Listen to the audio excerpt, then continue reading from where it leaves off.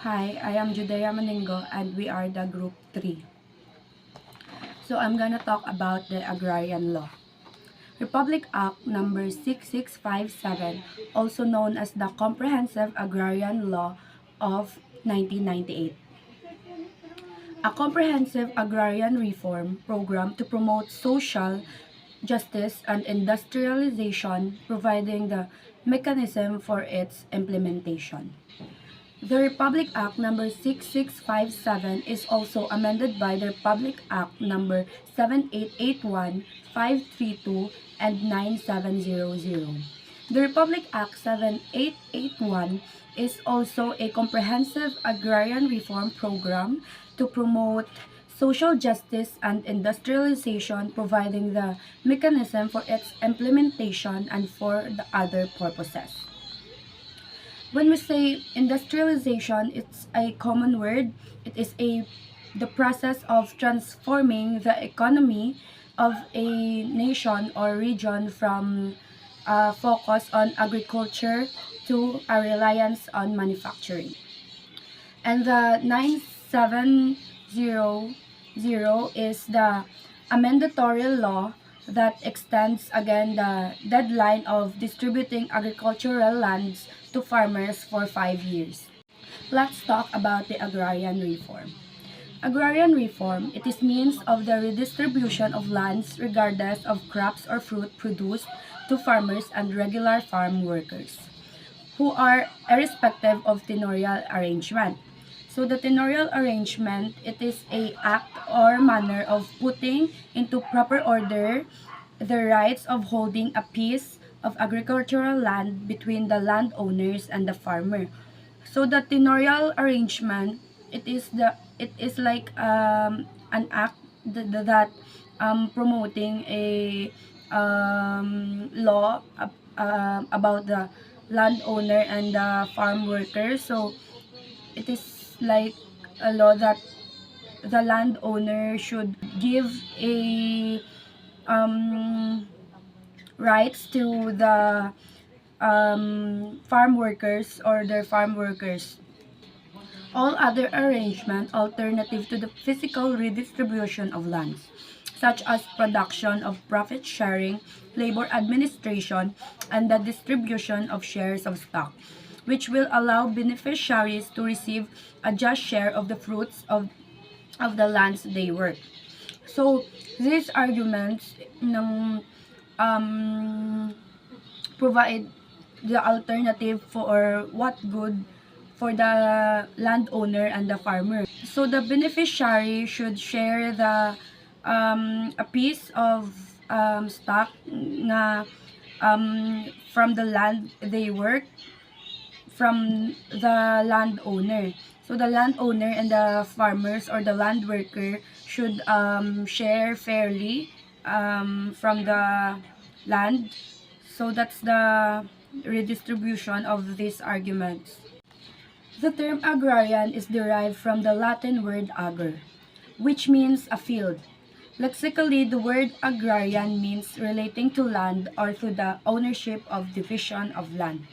So the term agrarian all talks about the land, division of land, or ownership. And reform presupposes something is defective, hence need reform and correction, whether it's social, political, or economic institution of practice. Therefore, agrarian law governs and regulates the rights and relationship over agricultural lands between landowners, tenants, and agricultural workers. Let's talk about agrarian reform policies during the pre-Spanish era. Private ownership is known to almost all of the people sojourning in the Philippines, and a system of communal ownership is enjoyed by many in terms of land and ownership. So when we say sojourning, is to stay somewhere temporarily. So in short, like squatter area, they live in the land that they do not own. However, there is no denial as to the land patterns that we Philippines do not have to it. Those who engage in shifting cultivation regarded all lands as their public domain. Although they did not choose to cultivate all of the available land, When we say shifting cultivation, it is a form of agricultural practice in which farmers clear an area of land by slashing vegetation and burning forest for agricultural purposes. This practice, also known as slash and burn, agricultural or slash and burn cultivation. Those who practice a type of living in an area for a long period of time follows private ownership. However, no formalized procedure for recognizing private ownership was ever introduced. So this is a pre-Spanish era about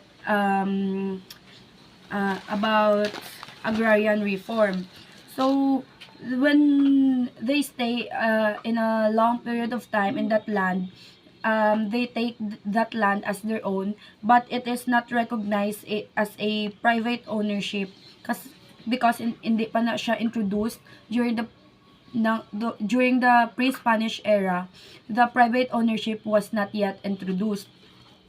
The pre-Spanish classes who live in the community determine the land ownership system.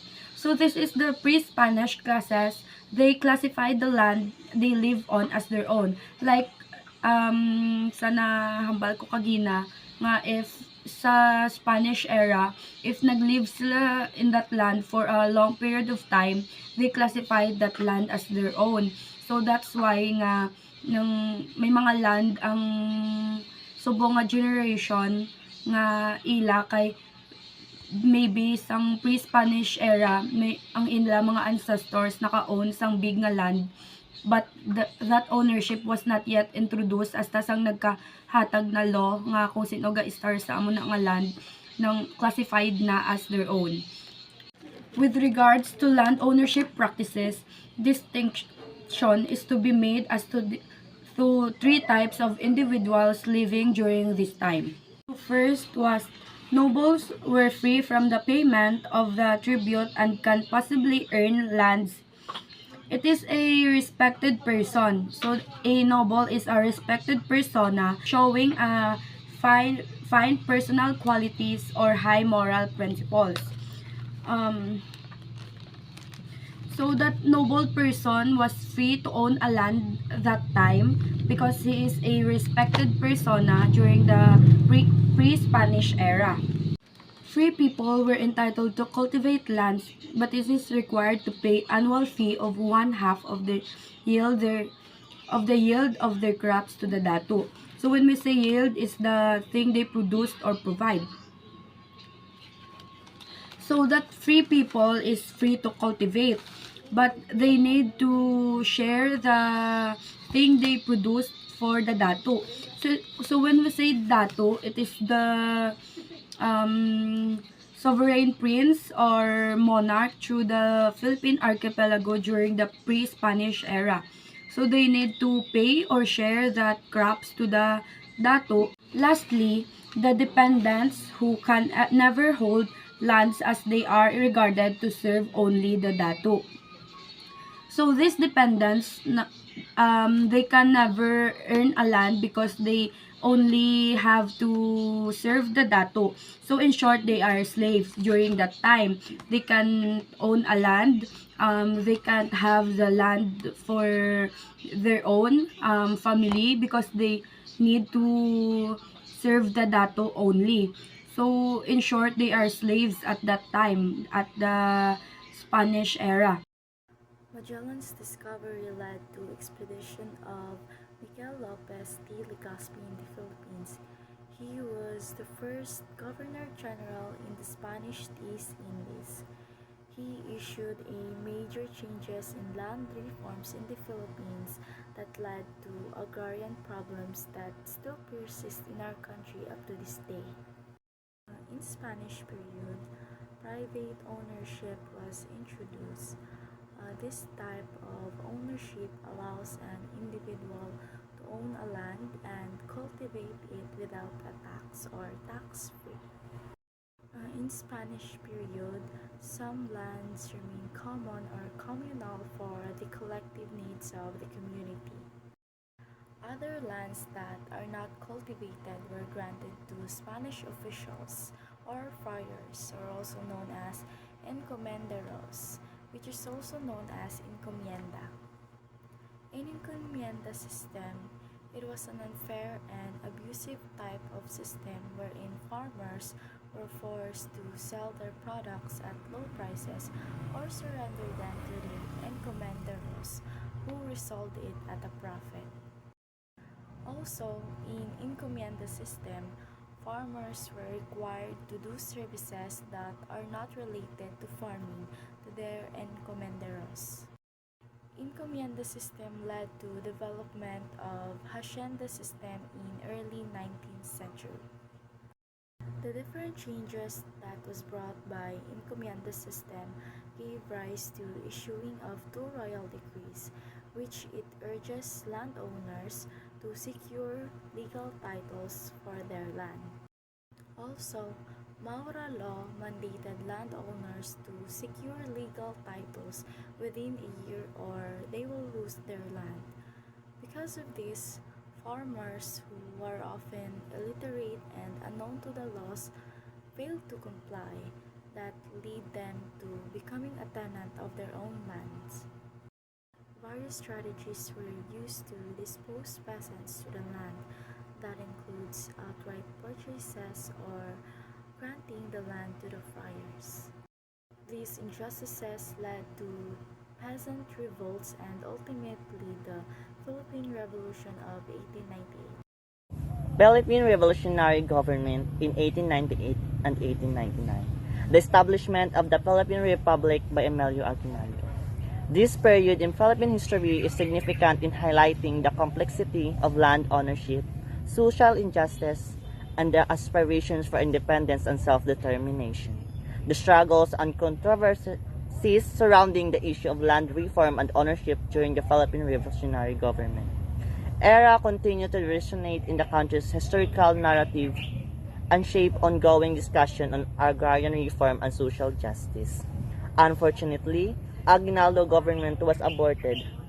With his own capture with the institutions of new colonial power, the issue relating ownership of American rule in 1898 to 1935. Long live America. During the period of American colonial rule in the Philippines from 1898 to 1935, the issue of land ownership and land holdings underwent significant changes and complexities. The transitions from Spanish to American rule following the Treaty of Paris led to a new governance structure that impacted various aspects of the Philippine society, including land administration. One of the challenges faced during the American rule was the lack of proper land records due to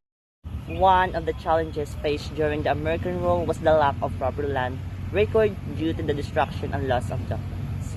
To address this issue and regulate land ownership, a series of policies and acts were implemented by the Philippine governments. 1. The Philippine Bill of 1902 provided regulation on the disposal of public lands, specifying limits on land ownership where private individuals could own up to a certain number of hectares, while corporate landholders had their own limit. Number 2, Act Number 496, also known as the Land Registrations Act, introduced the torrent systems of land registration to streamline land title processes and resolve land disputes. Number 3, the Homestead Programs of 1903 aimed to encourage tenants to engage in agricultural business by acquiring land, particularly in areas like Northern Luzon and Mindanao where colonial penetration has been challenging. The efforts of made to address landliness and promote land ownership among Filipinos faced challenges, as American colonial policies often favored the interests of the few wealthy landowners. This preference for accommodating the needs of the elite class, combined with ongoing issues of tenancy and limited access to land ownership, hindered the more significant redistribution of land and perpetuated social inequalities during the American colonial period. Commonwealth era in 1935 to 1946. Government for the Filipinos. The Commonwealth era in the Philippines, spanning from 1935 to 1946, marked a significant period of transition towards self-governance and establishment of institutions catering to the welfare of Filipinos. During this era, several notable policies and initiatives were implemented to address various social and economic issues, particularly in the agricultural sector. One key legislation introduced during this period was the Rice Tenancy Act of 1933. This act aimed to regulate trade tenancy agreements by setting minimum standards to improve the relationship between landlords and tenants. The provisions of the act included ensuring a fair 50-50 sharing of crops, limiting interest rates to 10% per agricultural year, and safeguarding tenants against arbitrary actions by landlords. However, the full implementation of the act faced challenges as it required petitions from a majority of municipal council which were not consistently pursued. To address these implementation gaps, President Manuel Quezon mandated the enforcement of the Rice Tenancy Act in a central zone provinces. Despite this effort, some landlords exploited loopholes in the law by only entering into one-year contracts with tenants then withholding contract renewals, leading to injustice against the tenants and fueling discontent among peasant organizations. In response to the growing agitations and challenges faced by the farmers, Quezon administration took further steps to support agricultural workers. The creation of the National Rice and Corn Corporation, or NARIC, aimed to assess peasants in legal battles for their land rights by providing public defenders. Additionally, the homestead program continued through the National Settlement Administration, or NL. My name is and I will be discussing about the Second Philippine Republic Japanese occupation, 1941 to 1945, the era of Hukbalala. So the Hukbo ng Bayan laban sa Hapon, or known for the acronym as Hukbalala, Hukbalala was born under the Japanese occupation, which means People's Anti-Japanese Army, was a Filipino communist guerrilla movement formed by the farmers of Central Luzon. So what is guerrilla movement? Guerrilla movement is like a small, sneaky army fighting a big, more powerful army. So paano siya work? So guerrilla operate in small mobile groups, often blending into the local population. They use hit and run tactics, which is they use surprise attacks, sabotage, and ambushes to weaken the enemy. So the goal of guerrilla movement is to wear down the enemy, gain support from the people, and eventually overthrow or force concession from the government. Guerrilla movement can be used for good or bad cause. They can fight for freedom or for oppressive regimes. So Hukbalahap was headed by Luis Tarok. So who is Luis Tarok? He was a prominent Filipino leader of the Hukbalahap movement during World War II and the subsequent years. He was a founder and a commander of Hukbalahap in 1942. He was also a guerrilla leader. Luis Tarok was a pivotal figure in the Hukbalahap movement, leading it through its fight against the Japanese and its later transformation into a peasant movement seeking social and economic justice. His story provides valuable insights into the history of Philippines and complex dynamics of armed struggles and social change. So, also the Hukbalahap, they were able to establish a shadow government in Central Luzon that discredited the government in the eyes of the people. This consequently made them stronger and closer to people. So next was Quirino administration 1948 to 1953, with the announcement of its two main objectives, that is economic reconstruction of the nation and restoration of faith and confidence of the people and the government. None of it speaks of the making of agrarian reform law. So President Quirino had a thought job after World War II. The country was rebuilding and people were worried about the future. So iyaging himo is to focus on fixing the economy and making people trust the government again. So wala siya nag-focus sa problem, which is about farmers. So the farmers were still struggling kag landowners still had. So next, he created the Land Settlement Development Corporation, or LASIDICO, to accelerate and expand the resettlement program for peasants. So LASIDICO was created by Executive Order Number 355, Series of 1950, to facilitate the acquisition, settlement, and cultivation of agriculture lands to afford opportunity to landless tenant and small farmers. Next was Magsaysay administration 1953 to 1957. President Magsaysay wanted to make things fairer for farmers in the Philippines, so he introduced two land bills, that is Agricultural Tenancy Act of 1954, or Republic Act 1199, and the Land Reform Act of 1955, Republic Act 1400. So first is Agricultural Tenancy Act of 1954, or Republic Act of 1199. This law changed how farmers rented land. Instead of sharing the rice harvest like 50-50 or 70 to 30, farmers now paid a fixed amount of money to the landowner, like rent. This meant farmer knew exactly how much they own and they weren't at the mercy of a bad harvest. Secondly is the Land Reform Act of 1955, RA 1400. This law made it much harder for landowners to kick farmers off their land without a good reasons. They had to go to court and prove the farmers was breaking the rules. This gave farmers more security and peace of mind. So the Farmers Act shift shared tenancy to leasehold. In the leasehold system, the tenant is paying a fixed amount to the landlord rather than a variable amount. The new system allowed farmers to get a bigger share through of the rice harvest if they did most of the work. If a tenant did everything up to planting the rice, they could get up 70% of harvest. Also, the farmers weren't as worried about being kicked off their land. They could stay and work their land knowing they had some protection. So Magsaysay laws made it fairer for farmers by giving more control over their work and their lives. These laws were a big step towards improving the lives of farmers in the Philippines. So, next was President Magsaysay wanted to help farmers not just with laws but with practical support too. He created three organizations, which is number one, Agricultural Tenancy Commission, to administer problems created by tenancy. So this group was like a judge for problems between farmers and landowners. They helped to settle disputes and make sure the laws were being followed fairly. Number two is Agricultural Credit and Cooperative Financing Administration, or ACCFE, to provide warehouse, facilitates, and assist farmers in marketing their products. This organization helped farmers by providing storage. They built warehouses where farmers could store the rice and other crops safely.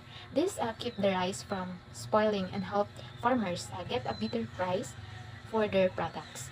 Helping farmer sales. They help farmers find buyers for their crops, making it easier for them to make money. And lastly, Agricultural and Industrial Bank to provide easier term in applying for homestead and other farmland. This bank made it easier for farmers to get loans. This meant they could buy new tools, seeds, or even more land. It also helped them get better prices when they sold their crops. That's all. Thank you. And the next reporter will discuss the next administration. Hi everyone, so I will be your next reporter, Jomalyn Largosa, and I will be discussing the agrarian reform policies from Garcia's administration to Marcos administration. First is the Garcia administration from the year 1957 to 1961. So Carlos P. Garcia is the 8th president of the Philippines.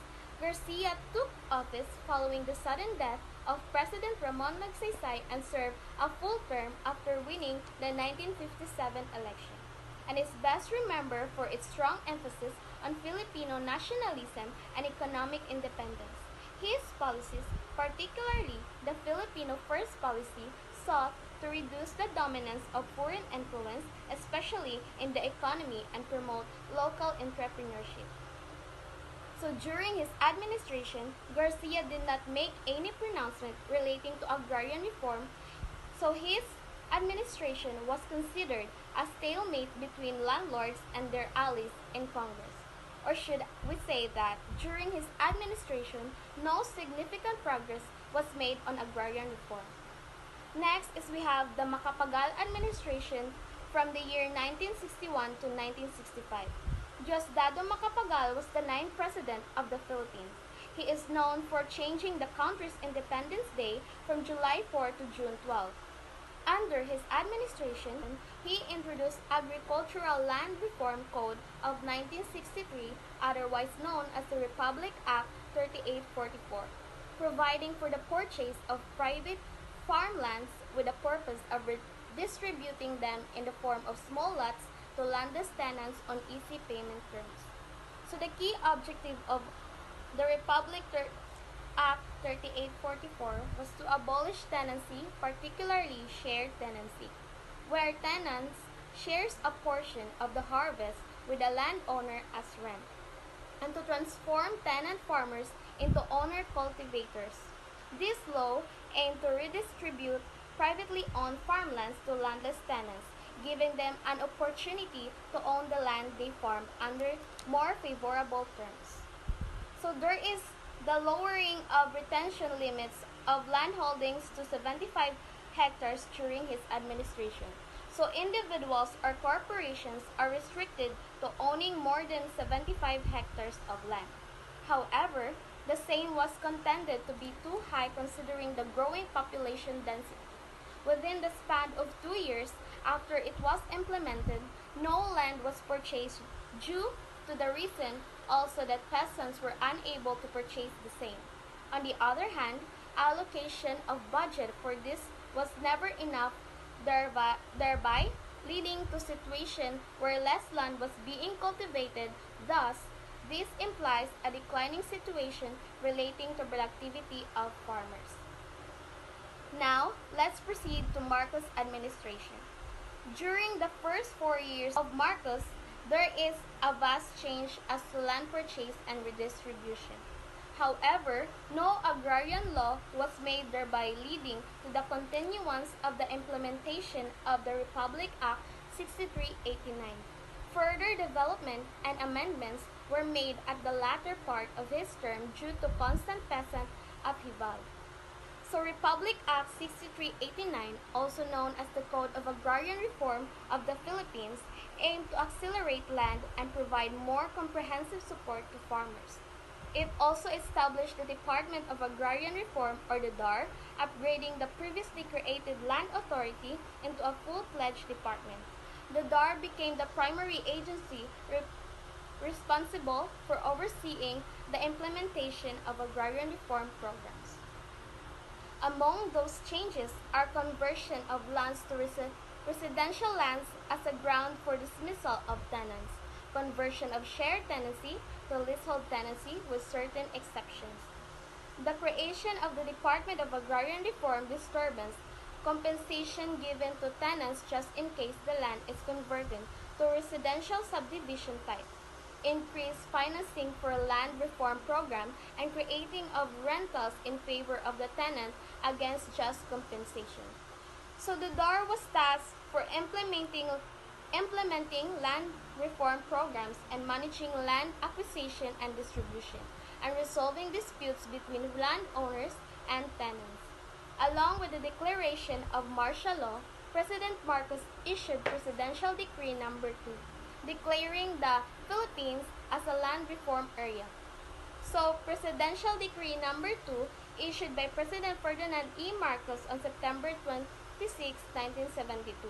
The decree was a critical step in Marcos's vision of redistributing land to tenant farmers, reducing the dominance of landholding elites, and addressing rural poverty. Just a month after issuing Presidential Decree No. 2, and to further implement land transfer, he issued Tenant Emancipation Act, or the Presidential Decree No. 27, that launched the Operation Land Transfer, or OLT. Marcos signed Presidential Decree No. 27 on October 21, 1972, and this presidential decree was more specific in focus, targeting rice and corn lands and limiting land holdings to 7 hectares. The establishment of Land Bank of the Philippines is another attestation of providing the needed incentives to affected landowners. With the integration of the Presidential Decree No. 27, landlords who own more than 7 hectares of land had to sell the excess to the DAR, which in turn sells this to the landless farmers tilling the land. So tenant farmers were given the right to own the land they tilled, with amortization schedules and government assistance in place to facilitate the transfer of ownership. However, another loophole was seen with this policy. That is, it exempted all land holdings planted with export crops. Several limitations were seen along with the implementation of Marcos's land reform programs.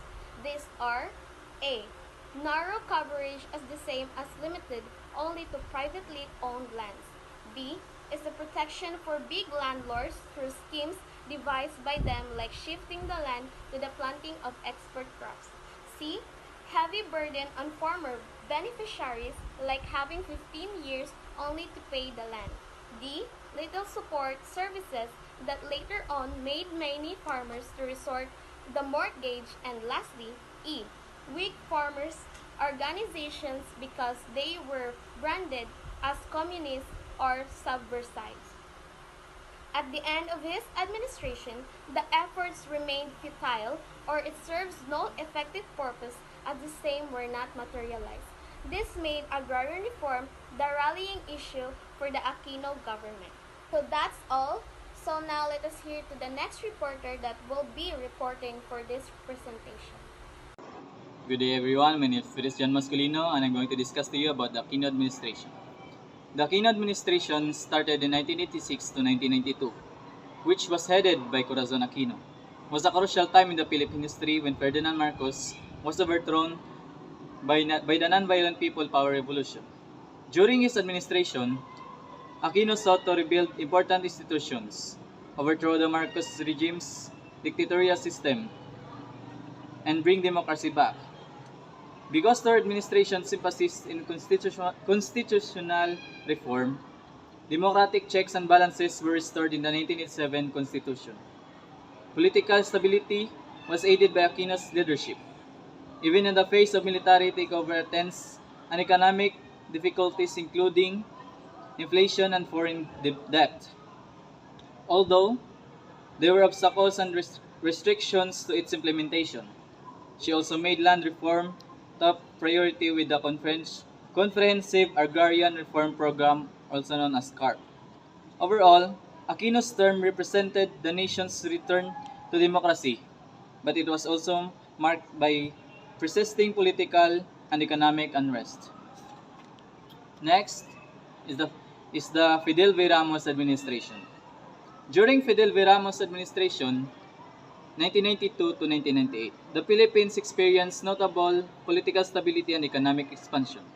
After becoming power, Ramos carried out a significant economic change with the goals of deregulating industries, liberalizing trade, and privatizing state-owned businesses. Along with launching infrastructure projects, his administration enhanced access to essential services, especially in the areas of telecommunications and energy. Ramos is recognized for having restored investors' confidence and achieved rapid economic expansion, which resulted in the Philippine tiger economy. On the political front, Ramos facilitated peace talks with various rebel groups such as the Communist Party and Muslim separatist movements, and focused on national reconciliation. He received recognition for modernizing the nation, fostering better ties with other countries because in spite of obstacles, his leadership set the groundwork for ongoing reforms. Next is President Joseph Estrada's administration. It started during 1998 to 2001. In the Philippines, was characterized by both controversy and hope. Estrada, a former movie star, won a lot of popularity because of his populist appeal and pledges to put the poor first. His government prioritized economic expansion, agrarian reform, and poverty reduction. Estrada won over the people with his charm and direct style in the beginning, but his administration soon encountered increasing difficulties. Prior to his administration, the region had been affected by Asian financial crisis, which led to the economic uncertainty. Additionally, corruption and cronyism plagued Estrada's presidency. Due to his strong relationships with the business people and accusations of bribery and illicit gambling, he lost the backing of political elites and was the subject of widespread protest. By the year 2000, Estrada was facing impeachment proceedings, and in January 2001, he was removed from the office of a nonviolent rebellion, known as EDSA 2. There is ongoing discussion over his presidency, with his populist agenda running commuter to the scandals that marred his term. And lastly is Gloria Macapagal Arroyo. She was the president of the Philippines from 2001 to 2010, and her administration was characterized by a complicated combination of both successes and scandals. Following the popular revolt known as EDSA 2 that overthrew President Joseph Estrada, Arroyo took office. During her administration, she made great strides in reducing poverty and implementing economic reforms. Foreign investments rose in the Philippines during her administration, and economic measures aimed at stabilizing the economy and balancing the budget were put into place. However, a number of corruption scandals also clouded her tenure in government, including claims of bribery, schemes, and electoral fraud in the 2004 electricity presidential election. When political rumor occurred, Arroyo proclaimed a state of emergency, which sparked allegations of dictatorship. She also had to deal with the political opposition and insurgencies, which frequently called into doubt her authority as a leader. And that's all. Thank you. Hi everyone, my name is Bernadette Alvinada and this is my report. Important terms to understand. First, land reform. Land reform is a more popular term used by students, but its concept is limited compared to agrarian reform. Why? Here's the difference. Land reform it deals with the ownership and control of land. It aims to redistribute land ownership from large landowners to smaller farmers, tenants, or the state. This can involve transferring land titles, providing secure tenure, and establishing land banks.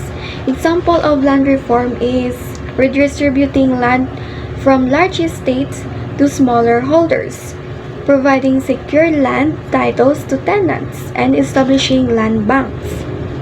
While agrarian reform is a wider scope, more accurate and more comprehensive term compared to land reform, because agrarian reform aimed at improving the agricultural sector. This includes policies related to infrastructure, technology, markets, and agricultural credit. Examples ng agrarian reform is the provide access sa irrigation system, promoting agricultural research and development, improving rural infrastructure, and supporting farmers' cooperatives. Both of them, land reform and agrarian reform, are crucial for achieving sustainable agricultural development, reducing poverty, and promoting social justice. They address the complex challenges faced by rural communities, aiming to create a more equitable and productive agricultural system. Next is agrarian reform. So, no need naman i-discuss ang agrarian reform, kaya na-discuss ko naman siya kagina kag kung ano ang difference nila sa land reform. So, proceed ta sa agrarian reform program.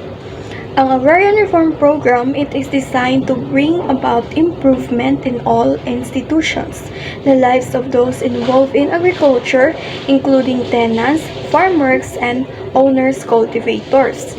Ang agrarian reform program, hindi lang siya party or hindi lang siya about sa land redistribution but also about making the entire system of farming more equitable and prosperous.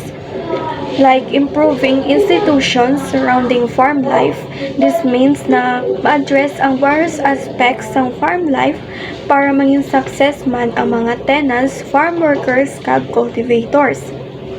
Like ma-provide education and training about sa modern farming techniques, agricultural management, and business skills to enhance productivity. Kag ila pagid nga in infrastructure, investing in irrigation systems, ilang roads and other infrastructure to improve agricultural efficiency and many more pa na ma-address ang needs of all those involved in farming. In the Philippines, the Agrarian Reform Program has two important dimensions aimed at improving the lives of those involved in agriculture. It recognizes that achieving success in this sector requires addressing both the land and people involved.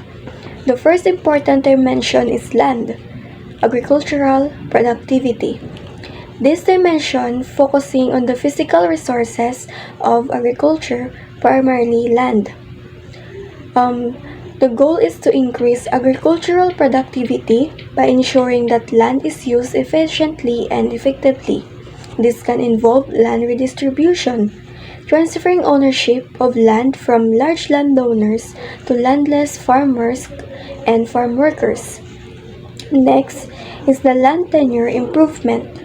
Ga-provides ang greater security of land tenure para sa mga farmers by converting sharecropping arrangements into leasehold agreements, resolving land disputes, and offering legal assistance. The second important dimension is people, social aspect, and human rights.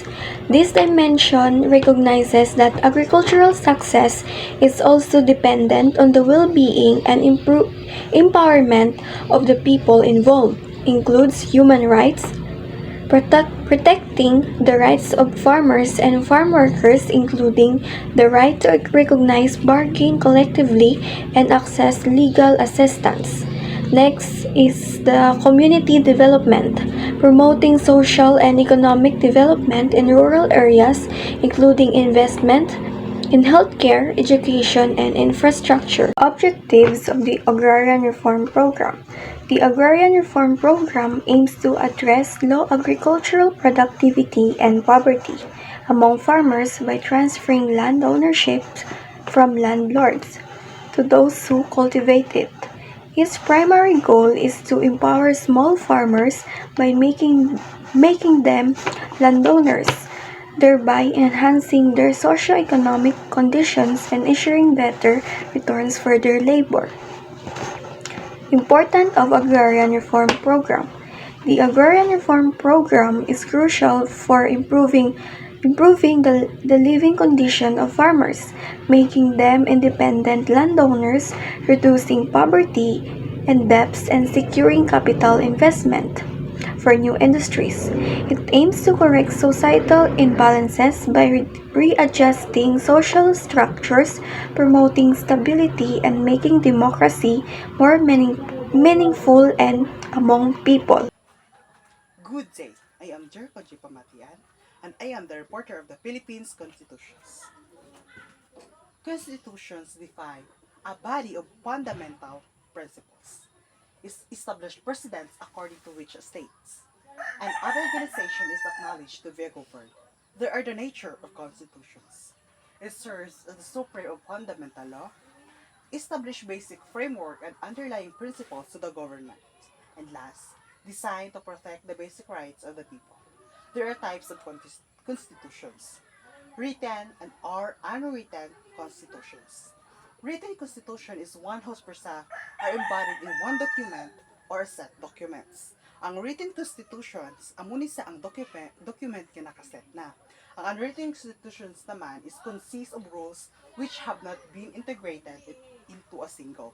Ang Ang unwritten constitutions, amo na po na yung documents nga wala nakasets. So, wala ilain nila duwa difference.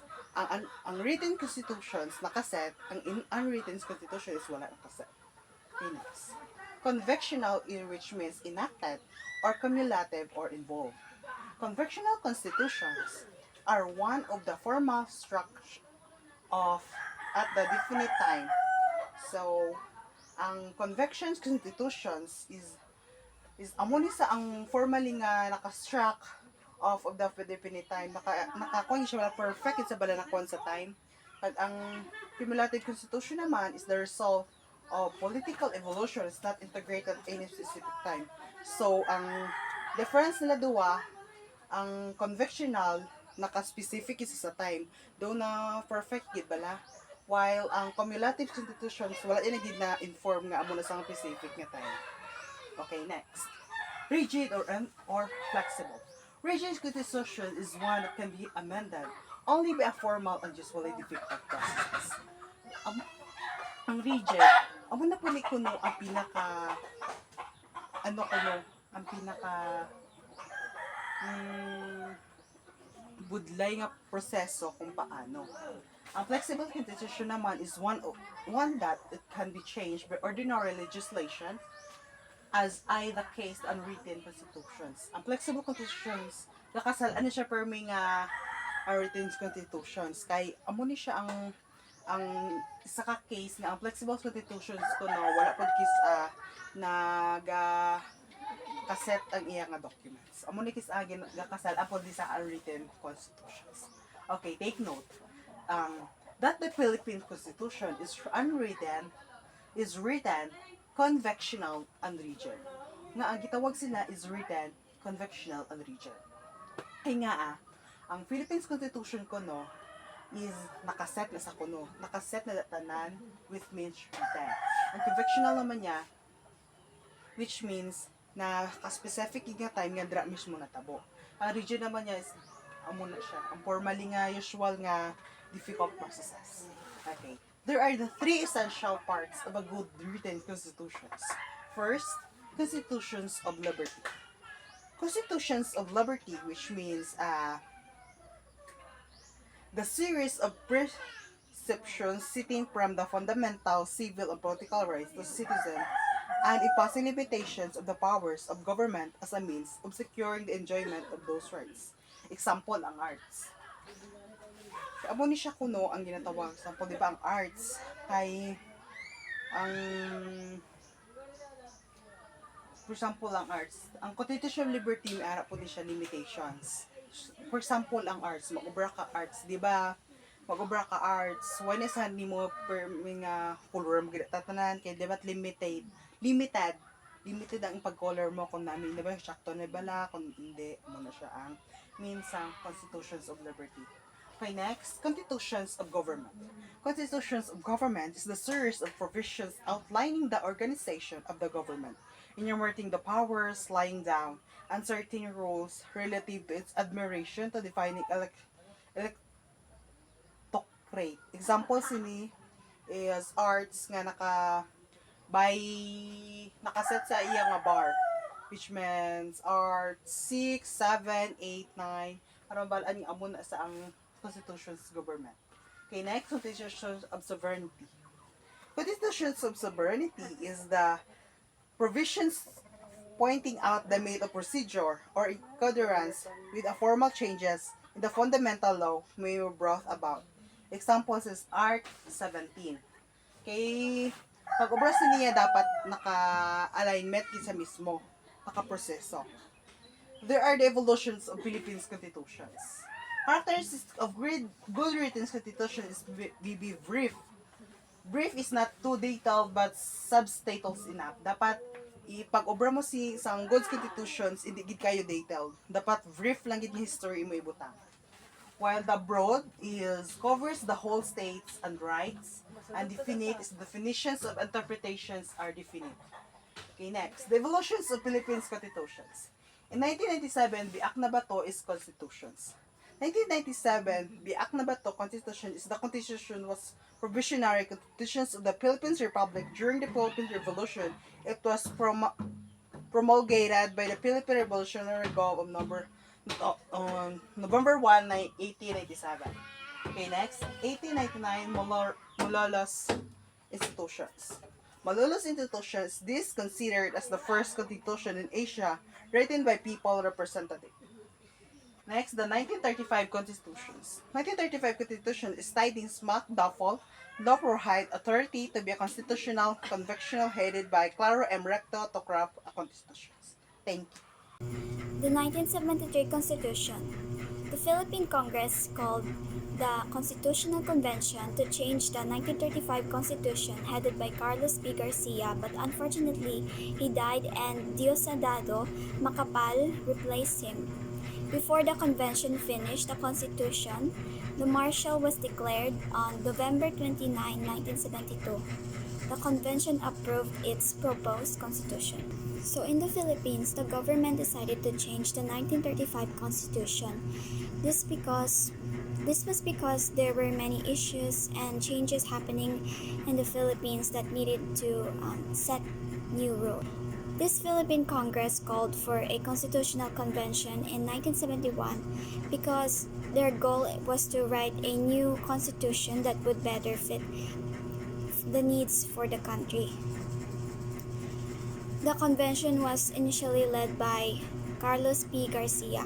He was an important leader who had many ideas for the new constitution. However, sadly, he passed away during the process. After Carlos P. Garcia's death, Diosdado Macapagal took over as the head of the convention. Macapagal was also a former president and had his own vision for the new constitution. As the convention was working on the new constitution, a significant event occurred on September 21, 1972. President Ferdinand Marcos declared martial law. This meant that the military took control of the government and certain civil rights were suspended. The declaration aimed to maintain order and control during a time of unrest in the country. The constitution was supposed to introduce a parliamentary-style government. However, due to the declaration of martial law, the legislative department was merged to become a unicameral form. It functions as authoritarian, having all the powers in the hands of the president. This is manifested along with the declaration of martial law. The 1973 Constitution was intended to introduce a parliamentary-style government in the Philippines.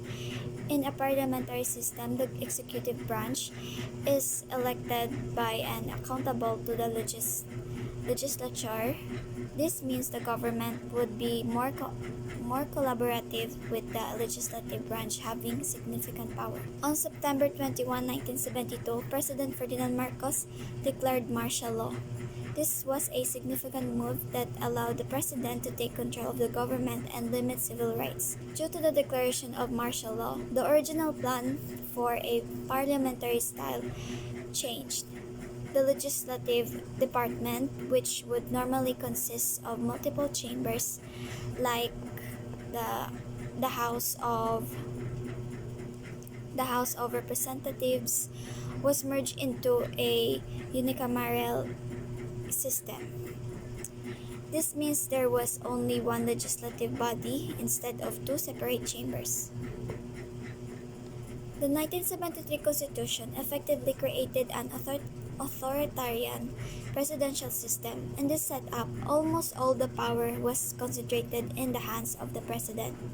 This meant that the president could make decisions without significant input or opposition from the legislature, undermining the principles of checks and balances. It was ratified not through the plebiscite but through the citizens' assemblies held from January 10 to 15, 1973, where the citizens coming together and voting by hand decided on whether to ratify the Constitution. So what is ratification? Ratification means officially approving a document or agreement. In this case, the new Constitution needed to be approved by the people of the Philippines to become official.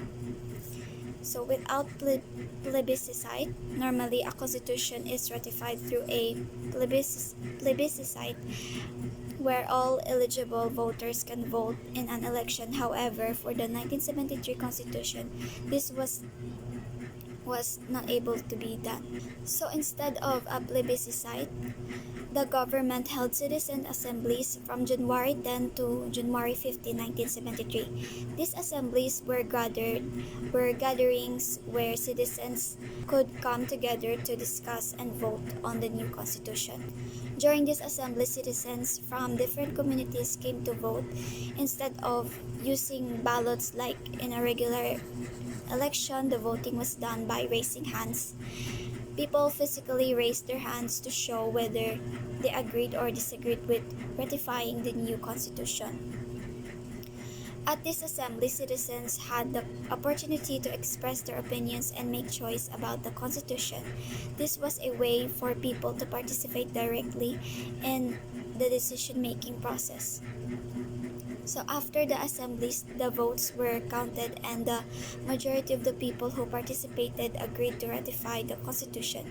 This means that the new constitution was officially accepted and would now be used as the country's governing document. The president on January 17, 1973 declared that the constitution had been ratified by the people with an overwhelming vote of the highly irregular members of citizen assemblies. On January 17, 1973, President Ferdinand Marcos officially announced that the new constitution had been ratified by the people.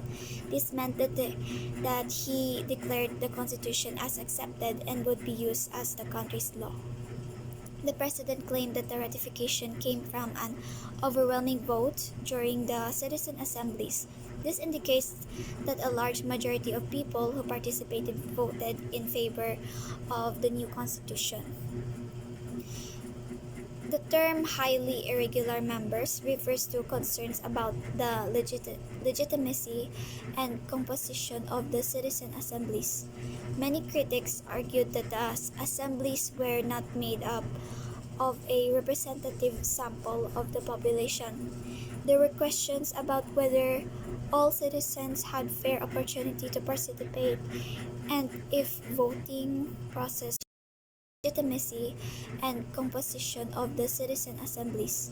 Many critics argued that the assemblies were not made up of a representative sample of the population. There were questions about whether all citizens had fair opportunity to participate and if voting process was conducted fairly. By declaring the Constitution ratified, the President Marcos moved forward with implementing the new Constitution despite the irregularities. This was an important step for the government as it allowed them to formalize the new rules and structure for governing the country. The Freedom Constitution was established in the Philippines after President Ferdinand Marcos. It was introduced by President Corazon Aquino through Proclamation No. 3. This proclamation marked a significant change in the country's governance after years of martial law and authoritarian rule. The Freedom Constitution served as a transitional constitution. Its main purpose was to provide temporary legal framework while a constitutional commission was formed to draft a more permanent constitution. This allowed the government to operate under a new set of rules without delay. The Freedom Constitution lasted throughout the year after it was proclaimed in 1986. It played a crucial role in the transition from an authoritarian to a democratic government. During this transitional period, laws that aligned with the goals of President Aquino administration were adopted. This meant that any existing laws that supported the new democratic values were retained, helping to stabilize the government and ensure continuity. The Freedom Constitution emphasized the protection of the rights of the Filipino people. desires for freedom and democracy after years of repression. It represented a commitment to restoring civil liberties and ensuring that the government would respect the rights of its citizens. While Freedom Constitution provided immediate governance, it was understood that a more permanent constitution was necessary. This led to the formation of the Constitution Commission, which ultimately drafted the 1987 Constitution, solidifying the democratic framework for the country. The 1987 Constitution was drafted to establish a permanent framework to government for the Philippines after years of authoritarian rule under President Ferdinand Marcos. The drafting was led by Cecilia Muñoz Palma, and the Constitutional Convention was composed of 48 members who worked together to create the document. The 1987 Constitution was officially adopted on February 2, 1987. This marked a significant turning point in Philippine history as it aimed to restore democracy and protect the rights of citizens. The 1987 Constitution established the Philippines as a democratic republic state. This means that the government is run by elected representatives and power rests with the people. The Constitution divides the government into three main branches. The first one is the executive. This branch is headed by the president, who is responsible for enforcing laws and managing the administration of the government. The legislative, this branch consisting of the Senate and the House of Representatives, is responsible for making laws. And lastly, the judiciary. This branch interprets the laws and ensures justice is served. It includes the Supreme Court and lower courts. Two important principles adopted under the 1987 Constitution are: one is checks and balances. This principles ensures that no single branch of government becomes too powerful. Each branch has the ability to limit the powers of the others. And second is separation of powers. This principles means that the powers and responsibilities of the government are divided among the three branches, ensuring that each branch operates independently. The 1987 Constitution introduced three constitutional commissions to help uphold democratic process. One is Civil Service Commission. This is responsible for managing the government workforce and ensuring fair hiring practices. Two is Commission on Elections. Oversees and ensures fair conduct of elections in the Philippines. And lastly, Commission on Audit, responsible for auditing government agencies to ensure people use of public funds. In the amendment process, the Constitution outlines three methods for amending the provisions, each requiring ratification by a majority vote. One is Constitutional Assembly. The Congress can propose amendments and both houses vote together as a single body on whether to accept them. Two is Constitutional Convention. This involves calling a convention to propose amendments, which requires a two-thirds vote from the members of Congress. And lastly, People's Initiative. The people can propose amendments by gathering a petition signed by at least 12% of registered voters. The 1987 Constitution consists of 18 articles, making it significantly longer and more detailed than the previous Constitution, the 1935 and 1973 Constitution. This length allows for a comprehensive framework that addresses various aspects of government's rights and responsibilities. One of the key features of the 1987 Constitution is the strengthening of the judiciary's independence. This means that the courts are now more operate without undue influence from the executive or legislative branches. Initiative, power of the people to propose amendments to the Constitution or to propose or enact legislation through an election called for the purpose. Referendum, power of the electorate to approve or reject legislation through an election called for that purpose. Initiative classes, initiative on the Constitution, petition proposing amendments to the Constitution, initiative on statutes, petition proposing to enact a national legislation, and initiative on local legislation, petition proposing to enact a regional, provincial, city, municipal, or barangay law, resolution, or ordinance. Referendum classes, referendum on statutes, referendum on statutes, petition to approve or reject an act or law or part thereof passes by Congress. Referendum on local laws, legal process whereby the registered voters of the local government units may approve, amend, or reject any ordinance and act by the sanggunian. Ratification of proposals, voting process. After a proposal is submitted, it must be ratified by a majority in the plebiscite, which should occur between 60 to 90 days after certain approvals, either from Congress or the Commission of Election. Effectivity. The amendments or revision takes effect on the same day it is ratified unless otherwise specified. Judicial review. This is the authority of courts to assess whether governmental actions conform to the Constitution. Courts can review the procedural aspects of how initiative and referendums are proposed, but not the content of the proposals themselves. In essential, initiative and referendums empower citizens to directly engage in the legislative process, either by proposing new laws or approving existing ones. There are specific procedures and requirements to ensure that these processes are valid and the electorate is well informed. Judicial review serves as a safeguard to maintain constitutional